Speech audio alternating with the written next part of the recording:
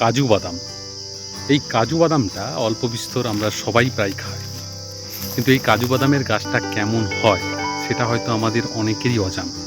তো আজকে এসেছি জঙ্গলমহলের একটা ভেতরের জায়গাতে, যেখানটাতে অনেকগুলো সারি সারি কাজু বাদামের গাছ হয়ে রয়েছে।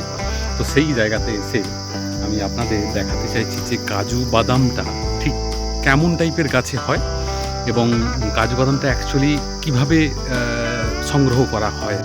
এটা হচ্ছে একেবারে ফলসহ কাজু বাদাম। এটা হচ্ছে কাজু বাদাম ফল, যা হোক খুলে গেল হাত দিতে, পেকে গেছে একেবারে নরম। আর এটা হচ্ছে বীজ, এর ভেতরে থাকে কাজু বাদাম। আর এই যে ফলটা আমরা দেখছি, এই ফলটা ভীষণ মিষ্টি খেতে, কিন্তু পাকা হলে মানে একটু কষা কষা লাগে এবং জিভ ভারী হয়ে যায়।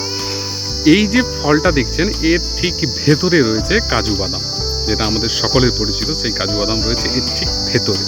আচ্ছা, গাছগুলো কেমন হয় সেটা নিশ্চয়ই দেখা যাচ্ছে। এই টাইপের গাছগুলো হয় এবং গাছগুলোর পাতাগুলো তো আমরা দেখতেই পাচ্ছি, এই টাইপের পাতা হয়। এই হচ্ছে ফল এবং ফলটার বীজ। এই ফলটা এখানকার স্থানীয় লোকরা নিকড়ে এর রস খায়। বীজটা রাখলাম আমি হাতে। আর এই যে ফলটা, এই ফলটা ভীষণ রসালো, হাত দিলে দেখলেই বুঝতে পারবেন এই যেমন রস ছড়িয়ে পড়ছে।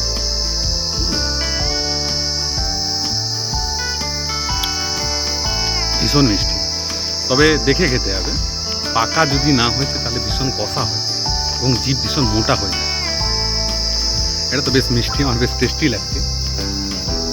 ভালো করে লক্ষ্য করলে বোঝা যাবে যে শেপটা কাজু বাদামের শেপ, এর ঠিক ভেতরেই রয়েছে। এটা সহজে বের করা যায় না, এমনি ঠুকলে বেরোবে না। এটাকে এখানে স্থানীয় লোকেরা দেখি পুড়িয়ে তারপর এটাকে ঠুকে বের করে ভেতর থেকে। এটা বের করা যথেষ্ট টাফ।